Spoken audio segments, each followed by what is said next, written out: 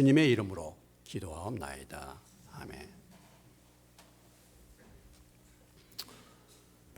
우리가 이렇게 예배를 드리면서 특별히 이제 성가대가 없고 각 팀들로 찬양을 드리다 보니까 우리 교회 성도님들의 찬양이 참 보통이 아니다 이런 생각이 듭니다.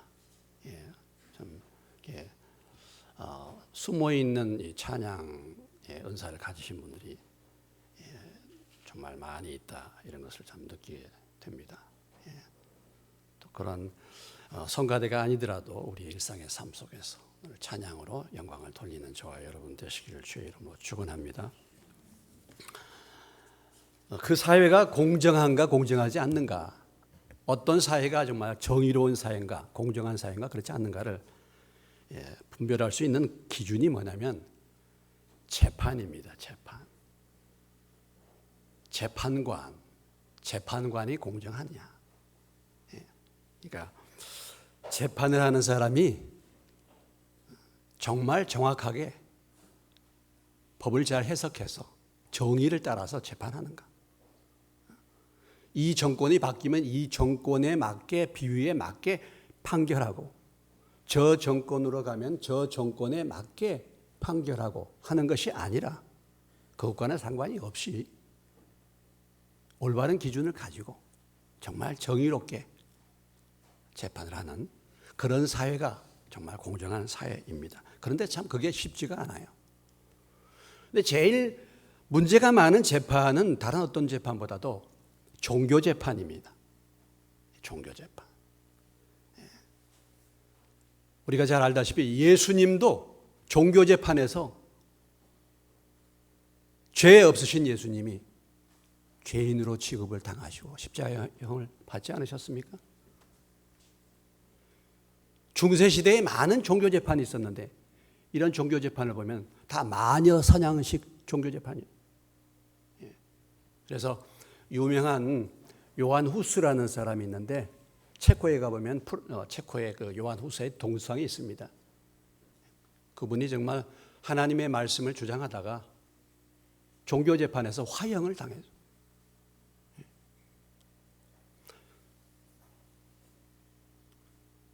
성경을 주장했던 많은 사람들, 하나님의 말씀을 주장했던 많은 사람들, 요한 위클리프 이런 사람들도 결국은 종교 재판을 통해서 화형을 당했던 그런 일들을 볼 수 있습니다. 지금 사도행전 우리가 7장에서는 지금 재판정 안에 있는 이 스데반의 재판장 안에서의 그의 증언이 계속 그의 변호가 나와 있죠. 스데반을 죄인으로 몰아서 고소한 이 사내들이라는 이 법정, 예수님을 심판했던 이 법정 앞에 이제 스데반이 섰습니다. 그의 죄목은 무엇입니까? 신성을 모독했다는 것이죠. 하나님 모독했다. 모세의 율법을 비판했다. 그리고 성전과 성전의 예배를 무시했다. 이런 제목으로 지금 스데반이 고소를 당해서 이제 그 스데반의 지금 변호, 그의 증언이 지금 계속 7장에서 나오고 있습니다. 신성 모독과 모세 율법 비판이라든지 뭐 성전 예배를 무시했다 이런 부분에 대한 죄목에 대해서 그 종목 항목 하나하나마다 얼마든지 변명할 수가 있는데 지금 이 스데반은 그의 증언, 그의 변호를 이스라엘 역사로부터 시작을 하고 있어요. 조금 이해하기 어려운 변호입니다. 조금 이해하기 어려운 증언이에요. 그래서 이 역사 얘기로부터 그들의 조상 아브라함으로부터 지금 계속 이 스데반은 자기의 변론을 이끌어가고 있는 것입니다. 이 역사 얘기는 지금 현재 재판정에 있는 많은 유대 지도자들 또 많은 유대인들이 너무나도 잘 알고 있는 역사예요. 그런데 왜 스데반이 이런 역사 얘기로 이 문제를 풀어가고 있습니까? 우리가 역사는 다 알고 있지만 문제는요, 그 역사를 어떤 눈으로 보느냐라는 거예요. 그 역사를 어떻게 해석하느냐라는 것입니다. 역사를 다 알죠, 우리도. 역사의 내용을 대충 압니다. 근데 문제는 그 역사를 어떤 눈으로, 어떤 뜻으로 해석하느냐. 유대인들은 자기의 역사를 잘 알았는데, 아브라함의 역사, 누구의 역사 다 알았는데, 문제는 뭐냐면 그들의 눈이 가리웠다라는 것이죠. 오늘도 사실 우리의 삶의 현장에서 나타난 어떤 사건이라든지 우리 역사를 보더라도 눈이 가려워서 잘못 그 역사를 해석하는 경우가 너무나도 많이 있습니다.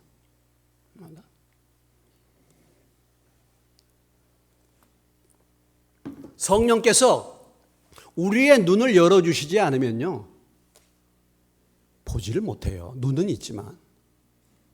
같은 성경이라 한다 할지라도 성령께서 우리의 눈을 열어주지 않으면 이 성경이 이단의 교과서가 되는 것입니다. 이 성경이 이단의 교과서가 되는 거예요. 성령께서 저와 여러분의 눈을 열어주시는 은혜가 있으시기를 주의 이름으로 축원합니다. 하나님이 눈을 열어주셔야 되는 거예요. 그렇지 않으면 뭐 많이 아는 것 같고 무슨 말 많이 하는데 정말 몰라요. 스데반은 아브라함의 얘기로부터 시작을 했습니다. 아브라함. 유대인들에게 있어서 아브라함은 누굽니까? 아브라함은 그들의 민족의 조상이죠.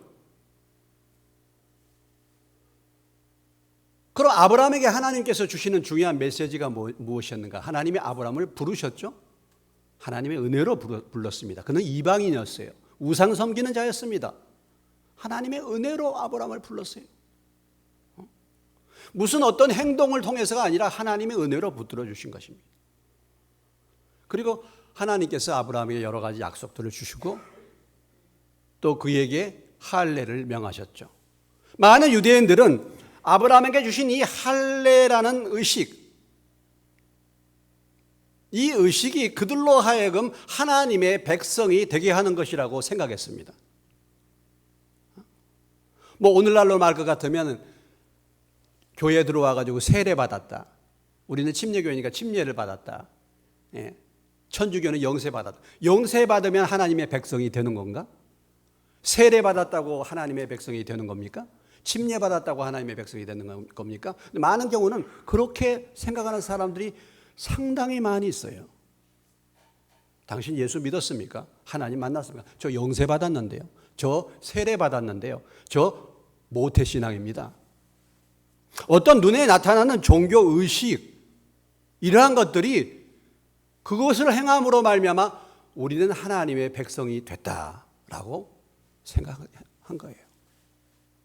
그러니까 이 많은 유대인들에게 있어서 아브라함은 어떤 의미를 가지고 있습니까? 아브라함은 바로 이 할례, 창세기 17장에서 하나님께서 아브라함에게 할례를 행하라고 명령하신 그 할례를 통해서 그 할례를 받은 이스라엘 백성도 우리는 다 하나님의 백성이다 라고 그들이 믿고 있었던 것이죠. 그런데 실상은 무엇입니까? 실상은 성경은 뭐라고 말하고 있습니까? 사도 바울은 로마서 4장 3절에서 아브라함이 어떻게 하나님의 백성이 되었는가를 분명하게 말해주고 있습니다. 성경이 무엇을 말하느냐? 아브라함이 하나님을 믿음에 그것이 그에게 의로 여기전 바 되었느니라 그랬어요. 할례를 행했다는 어떤 종교의식을 행해가지고 하나님의 백성이 되는 것이고 하나님 앞에 죄 사함을 받고 의롭다함을 받은 것이 아니라 아브라함이 하나님을 믿음으로 하나님께서 약속하신 그 말씀을 믿음으로, 이 믿음으로라는 것은 자기의 어떤 행위가 아니라 그냥 은혜로 하나님 앞에서 의롭다함을 받았다. 연약한 인생 불러주신 그 하나님을 믿는 믿음으로 의롭다함을 받았다. 그리고 할례는 뭐냐? 이미 아브라함이 하나님 앞에 믿음으로 의롭다함을 받은 그 사실을 나중에 확신, 도장을 찍어준 것이다. 그러니까 우리가 교회에 나와가지고 예수 그리스도를 믿음으로 구원을 받게 되는 줄로 믿습니다. 우리가 어떤 행동 잘해가지고 하는 게 아니고 어떤 법을 잘 지켜서가 아니고 우리는 죄인인데 예수님이 우리 죄를 위해서 십자가에 죽으시고 부활하신 그 사실을 내가 믿음으로 내 죄 대신에 예수님이 죽으셔서 나의 죄를 용서하신 그 사실을 믿음으로 우리가 구원을 받아요. 의롭다함을 받는데 그렇기 때문에 이제 당신은 하나님의 자녀가 됐습니다. 그래서 나중에 침례를 받는 거예요. 근데 유대인들은 아브라함은 그렇게 생각하지 않았다는 것이죠. 지금 이 스데반은 이 싸움을 싸우고 있는 것입니다. 지금 유대인들과 스데반의 문제가 무엇입니까? 유대인들은 율법을 지켜야 된다는 것, 할례를 행해야 된다는 것입니다. 또 이것을 무시하고 예수를 믿는 믿음으로 죄사함을 받고 하나님의 백성이 된다. 이건 잘못된 것이다. 그래서 지금 이 싸움을 싸우고 있는 것입니다. 그래서 모세 율법을 너가 비판했다. 모세 율법을 무시했다. 이렇게 말하는 거예요, 지금. 근데 오늘 스데반은 아브라함의 얘기로부터 지금 이 얘기를 풀어나가고 있는 것입니다. 그리고 하나님이 아브라함이라는 우리 조상을 택해가지고 하나님이 예비하신 건 뭐냐면 우리의 구원자 예수 그리스도를 이 땅에 보내시기 위해서 아브라함을 부르셨다 이것입니다. 아브라함에게 약속하시던 그 약속의 자녀가 누구냐? 바로 너희들이 십자가에 못 박았던 예수다라는 이 사실을 지금 증거하기 위해서 이 말씀을 주고 있는 것입니다.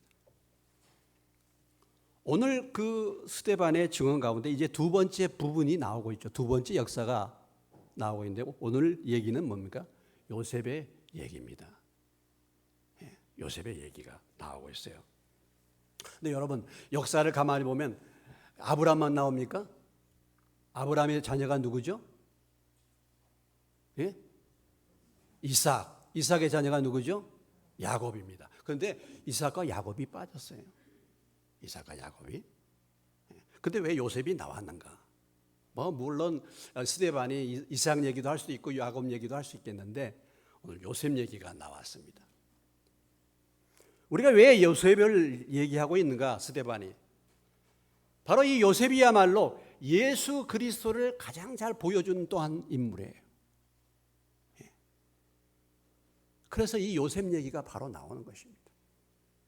요셉은 바로 예수 그리스도를 잘 보여주는 하나의 모델과 같은 사람. 모델과 같은 사람.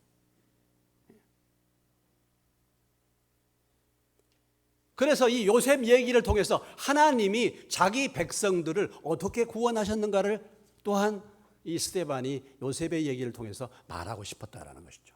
그래서 요셉의 얘기가 나오는 것입니다. 오늘 9절로부터 10절까지 보면 요셉이 팔려가게 되고 그래서 애굽으로 팔린 다음에 그가 애굽의 총리가 된 장면이 나오고 있어요. 9절 10절 말씀을 주목해 보시면 여러 조상이 요셉을 시기하여 애굽에 팔았더니 하나님이 그와 함께 계셔 그 모든 환난에서 건져내사 애굽 왕 바로 앞에서 은총과 지혜를 주시며 바로가 그를 애굽과 자기 온 집의 통치자로 세웠느니라. 여기 보면 이 말씀에 보면은 죄와 하나님의 은혜가 등장하고 있습니다. 요셉을 팔아버렸다는 거죠. 누가 팔았어요? 여러 조상이. 여러 조상은 누굽니까? 바로 우리들의 조상이라는 거죠. 오늘 우리 유대인들의 조상 요셉의 11명의 요셉의 형제들 그 형제들이 시기해가지고 요셉을 팔았다라는 것입니다. 우리가 보면 은 30에 요셉을 팔죠. 대상에게 상인들에게 팔아버리는데 예수님도 가룟 유다에서 은 30냥에 팔리는 거예요. 요셉이 잘 보여주고 있습니다. 여러 조상들이 무엇 때문에 요셉을 팔았습니까? 무엇 때문에요? 시기해서. 시기. 시기라는 것이 무엇입니까? 가장 강력한 죄예요. 가장 강력한 죄. 이 시기심의 그 중심에는 이기심이 있습니다. 이기심. 자기 중심이 가득 찬 건 시기심이에요. 남 잘 되는 거 못 보는 겁니다. 이 시기심이죠. 열등의식도 포함되어 있으면서 교만도 한 것이죠. 그리고 미움이 생기는 것이죠. 이 시기심의 결과로 분열과 다툼이 일어나는 거예요.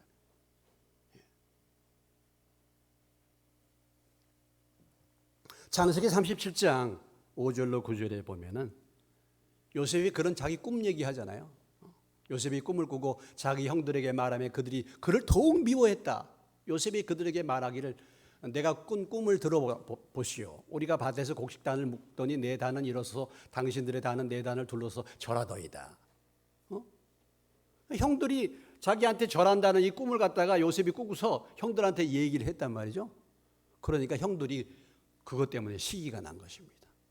너가 막내 동생인데 막내는 아니지만은 지금 11번째잖아요. 베냐민 다음에 위에니까. 그러니까 너가 우리가 너 앞에 절한단 말이냐? 그래서 그들의 무지, 그들의 편견, 그들의 시기심 때문에 요셉을 핍박하게 되고 요셉을 결국은 팔았다라는 것이죠. 이 사실을 통해서 스데반이 말하기를 원하는 것이 무엇입니까? 지금 너희들도 당신들도 마찬가지로 예수님을 왜 팔았습니까? 예수님을 왜 십자가에 넘겼습니까? 바로 시기심 때문에. 그렇죠. 예수님이 능력을 행하고 예수님이 말씀을 증거하고 하나님의 능력이 나타나고 이러니까 그걸 보고서 시기가 일어나가지고 예수님을 그들이 핍박하고 결국은 죽였던 거 아니겠습니까? 과거에 행했던 그 조상들의 죄, 그 죄가 지금 이 자리에 있는 우리들에게도 동일하게 있는 것이다. 후손들도 역시 마찬가지다. 후손들도 마찬가지. 하나님을 대적하고 자기가 하나님 되고자 하는 거, 나 외에 다른 것을 두고 싶지 않는 이 교만, 이 시기심이 결국은 과거의 자기들의 조상들뿐만 아니라 지금 현재 이 재판장 안에 있는 많은 뭐예요? 지도자들이나 우리가 다 마찬가지예요.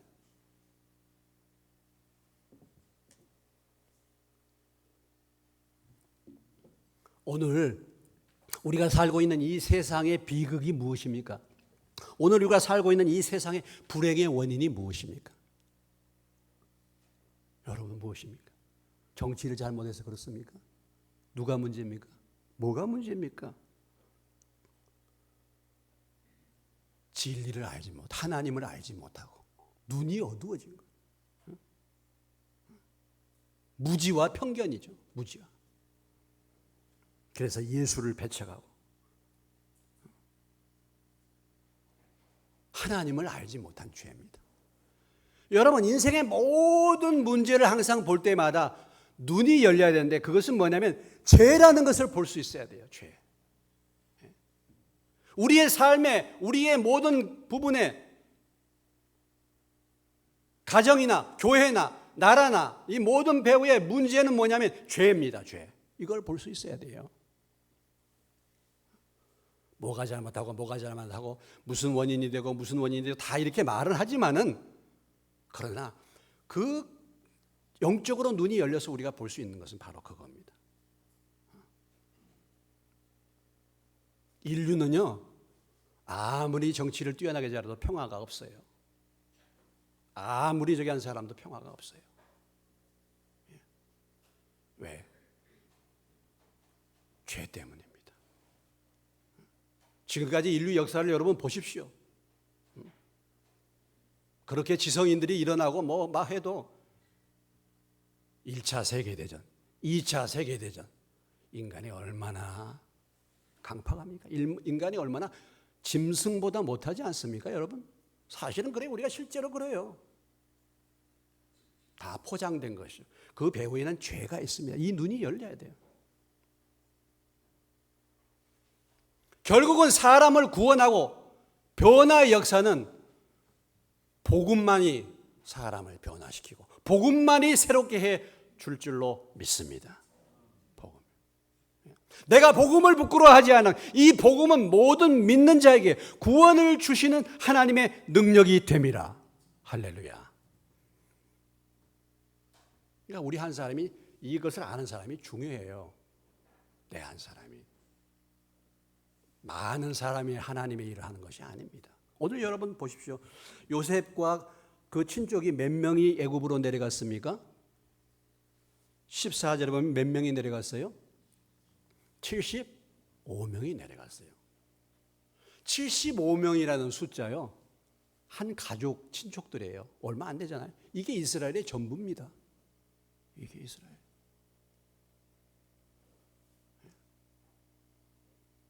여러분, 이 세계가 어떻게 변화를 받았습니까? 예수님이 몇 명을 세우셨습니까? 12명. 12명 주님을 전적으로 따르는 12명 있으면 세상도 변화시킬 줄로 믿습니다. 로마서 5장 17절에 이런 말씀이 있죠. 로마서 5장 17절 말씀. 한 사람의 범죄로 말미암아 사망이 그 한 사람을 통하여 왕노릇하였은즉 더욱 은혜와 의의 선물을 넘치게 받는 자들은 한 분 예수 그리스도를 통하여 생명 안에서 왕노릇하리로다. 한 사람 아담이 범죄해가지고 이 범죄가 모든 사람들에게 미치게 됐지만 한 사람 예수 그리스도의 순종을 통해서 생명이 모든 사람에게 미치게 될 줄로 믿습니다. 이 한 사람이 얼마나 중요한가. 오늘 복음을 깨닫고 복음을 믿은 내 한 사람, 내 한 사람이 복음 안에서 가정을 지키고 가정 안에 세워지면 우리 가정이 살아나게 될 줄로 믿습니다. 예. 내가 그런 사람이 사실은 복음 눈이 열려서 복음을 알면 그런 거예요. 그런데 인류가 비극적인 상태가 된 것이 왜 그렇습니까? 요한복음 3장 19절 그 정죄된 이것이니 곧 빛이 세상에 왔을 때 사람들이 자기 행위가 악함으로 무엇보다 무엇을? 빛보다 어둠을 더 사랑한 것이라.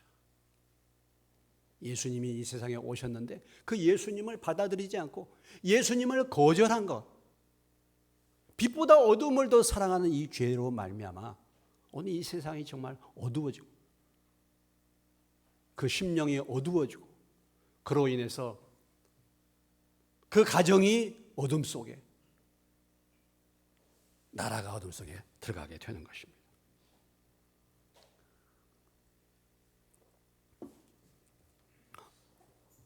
오늘 나는 어떻습니까?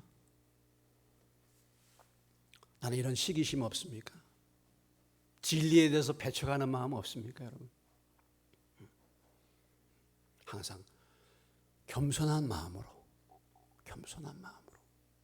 주님을 믿고 주님을 따를 수 있는 저와 여러분 되시기를 주의 이름으로 축원합니다. 교회에도요 원불교 신자들이 많아. 교회에 원불교 신자. 어떤 사람이 원불교 신자예요? 원망하고 불평하고 교만한 사람. 원불교 신자들. 조상들은 요셉을 시기해가지고 팔았는데 하나님은 그 요셉을 지켜주십니다. 이것이 하나님의 은혜예요. 그렇죠? 예. 그 하나님이 그와 함께 계셔 9절 후반부에 그 모든 환난에서 건져내사 애굽 왕 바로 앞에서 은총과 지혜를 주심에 바로가 그를 애굽과 자기 온 집의 통치자로 세웠느니라. 요셉은 팔려서 노예로 팔렸는데 하나님이 그를 지키셨다고 말씀하고 있습니다. 하나님이 그와 함께 계셨다고 말하고 있죠. 하나님이 함께 하시는 은혜가 임하시기를 주의 이름으로 축원합니다. 이것이 하나님의 은혜예요. 하나님이 함께 하시는 것입니다. 하나님이 함께 하시니까 모든 환난에서 건져냈다. 애굽의 종으로 팔렸습니다. 종살이 하면서 그 고생스러운 종살이, 그리고 그곳에서 모함을 당해가지고 무고를 당하고, 그리고 감옥에 끌려가고 하는 이 모든 어려운 환난 가운데서 하나님이 함께 하시니까 그럼에도 불구하고 하나님께서 그를 지켜주셨다. 하나님의 은혜가 요셉에게 어떻게 임했습니까? 환난에서 건져주셨죠. 은총과 지혜를 주셨죠.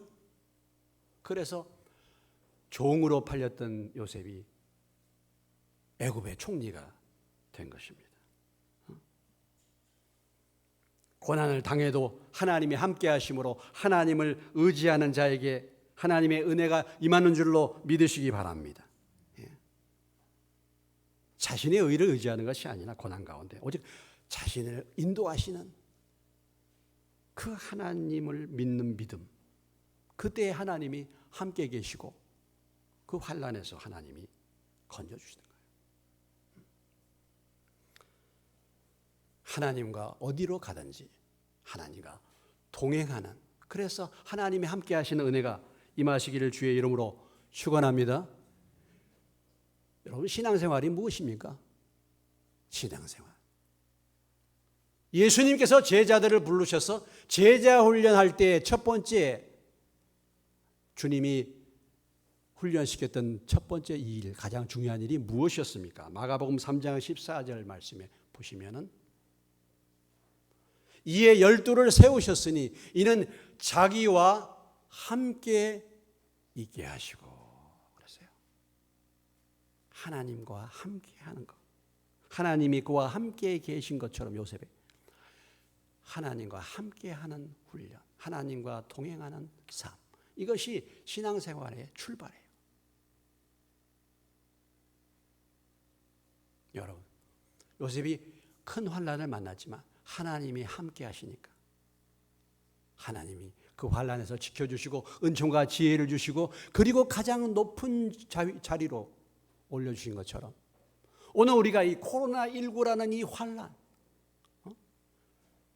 경험해 보지 못한 이 환난 가운데서도 우리가 하나님과 함께 할 때, 하나님을 의지하는 믿음을 우리가 배울 때 하나님이 이 환난에서 우리를 지켜주시고 우리에게 은총과 지혜를 주셔서 우리를 새롭게 해 주실 줄로 믿습니다. 그러니까 예배를 못 드리는 거 이게 문제가 아니에요. 이 환난에서 우리가 무엇을 배우느냐, 어디에 있든지 간에 하나님을 의지하느냐, 하나님과 나와 함께 하느냐가 중요한 것이죠. 이것을 배우는 것입니다. 그래서 하나님께서 요셉을 총리로 만드시고 그 다음에 11절 이하의 마지막 부분은 무엇을 우리에게 보여주고 있습니까? 그 요셉으로 인해서 요셉의 가족들이 구원을 받게 되는 거예요. 지금 이 요셉의 스토리, 요셉의 이 얘기를 통해서 하나님이 베풀어 주신 두 가지 은혜가 있는데 그것은 요셉을 총리로 만드시고 그로 인해서 요셉의 가족을 흉년에서 구원하는 것입니다.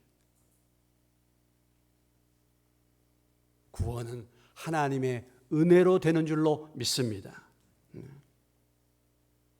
지금 스데반이 말하기를 원하는 것은 하나님의 은혜입니다. 하나님이 함께 하심으로.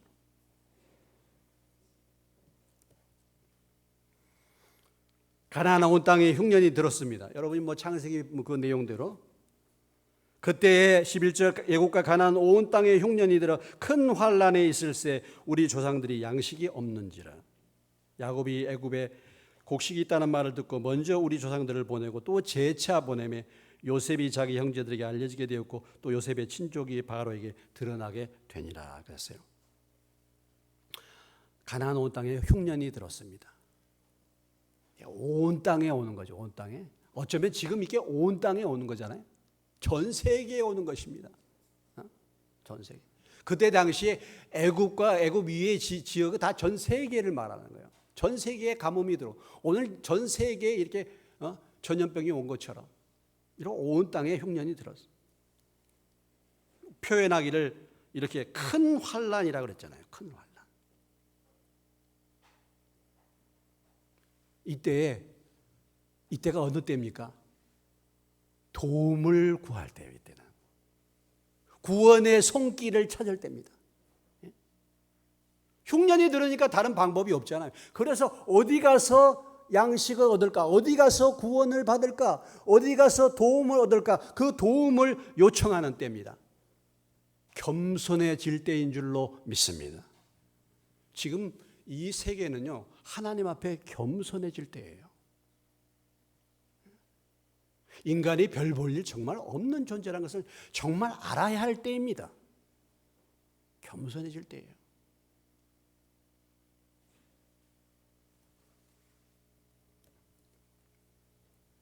따라서 합시다.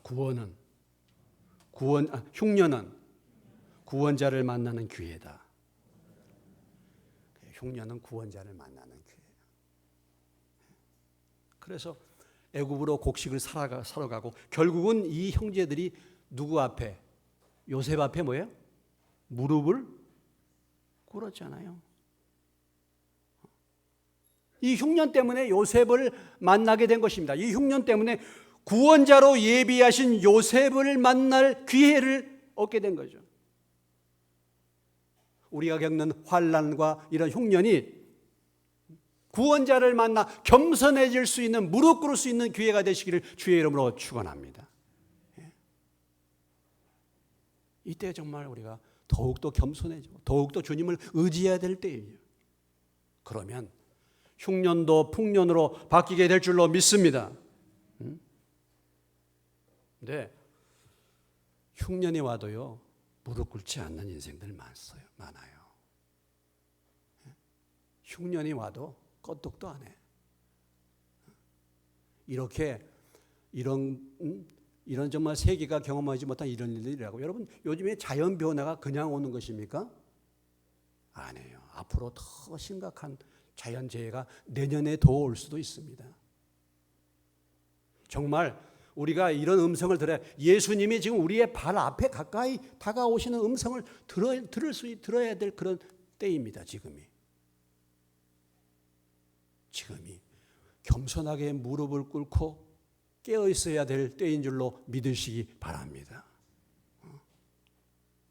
예배 안 드리니까 편하고 좋은 게 아니에요.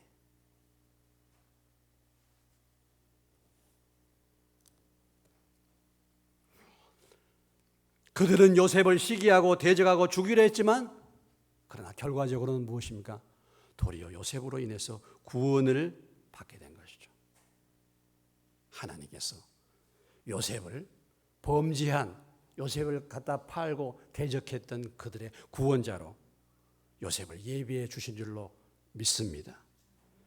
그래서 요셉의 고백이 창세기 50장 20절에 나오고 있지 않습니까? 당신들은 나를 해하려 하였으나 하나님은 그것을 선으로 바꾸사 오늘과 같이 많은 백성의 생명을 구원하게 하시려 하셨나니. 그랬어요. 범죄한 그들, 자기를 시기해서 대적해서 팔아버린 그들을 용서하고 구원하시는 하나님의 손길 가운데 바로 하나님이 구원자로 이 요셉을 예비하신 것입니다.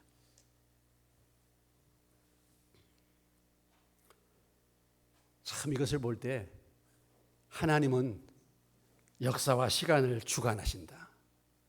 따라서 합시다. 하나님은 역사와 시간을 주관하신 분이시다. 예, 그렇죠. 예. 불확실한 때 아닙니까? 요셉이 팔려갔어. 객지에 알지도 못한 이방 땅에 팔려갔어. 종으로 팔려갔어. 그 인생이 얼마나 불안하겠습니까, 여러분? 어떻게 될 것인지 인생이 얼마나 불안해. 그런데 하나님은 이 요셉을 통해서 흉년이 전 지역에 올 것을 알고 미리 아시고 이스라엘을 구원하기 위해서 요셉을 그렇게 팔리게 하시고 하셨다 이거죠. 하나님은 악인도 하나님의 때를 위해서 사용하시는 하나님이신 줄로 믿으시기 바랍니다. 그죠? 우리가 이 불확실한 시대에 살고 있어요. 지금 요셉을 여러분 생각해 보십시오. 얼마나 불확실합니까? 그러나 한 가지 말씀을 통해서 확신할 수 있는 것은 이 모든 것이 하나님의 시간과 하나님의 계획 안에 있는 줄로 믿으시기 바랍니다. 이 모든 것이 코로나19가 왔지만 우리가 앞으로 불안하고 어떻게 될지 알지 못하는 불확실한 시대에 있지만은, 그러나 그 가운데서도 하나님의 구원의 역사는 계속되는 줄로 믿으시기 바랍니다. 하나님은 여전히 계획을 가지고 계시고 하나님은 여전히 하나님의 시간에 이 일을 하시는 거예요. 하나님의 시간에. 좌절하고 불안해하고 하지 마시고 인내하면서 하나님을 의지할 수 있는 저와 여러분 되시기를 주의 이름으로 축원합니다. 오늘 이 요셉의 얘기는 결국은 범죄한 그들을 위해서 하나님이 구원자 요셉을 예비하신 것처럼 범죄한 인생들을 위해서 구원자 예수 그리스도를 하나님이 예비하셨던 사실을 우리에게 말씀해 주고 있는 것입니다. 에베소서 2장 1절로 5절의 말씀, 그는 허물과 죄로 죽었던 너희를 살리셨도다. 그때의 너희는 그 가운데서 행하여 이 세상 풍조를 따르고 공중의 권세 잡은 자를 따랐으니 곧 지금 불순종의 아들들 가운데서 역사는 영이라. 전에는 우리도 다 그 가운데서 우리 육체의 욕심을 따라 지내고 육체와 마음이 원하는 것을 하여 다른 일과 같이 본질상 진노의 자녀였지만 긍휼이 풍성하신 불쌍히 여기신 하나님이 우리를 사랑하신 그 큰 사랑 때문에 허물로 죽은 우리를 예수 그리스도와 함께 살리셨다. 너희가 은혜로 구원을 받은 것이다 라는 것이죠.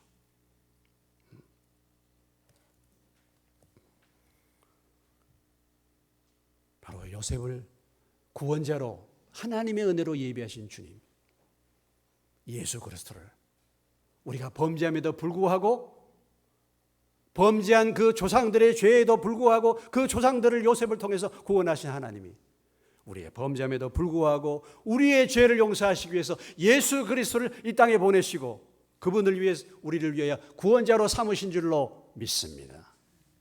이 그리스도 예수를 믿는 믿음의 사람들 하나님의 자녀로 불러주신다라는 거죠. 여러분, 나는 어떠한가? 환난의 때를 지나면서 환난의 때를 겪으면서 지금 여전히 하나님 앞에 무릎 꿇고 하나님을 찾고 있지 않는가? 겸손히 정말 하나님을 찾고 의지하고 있는가? 아니면은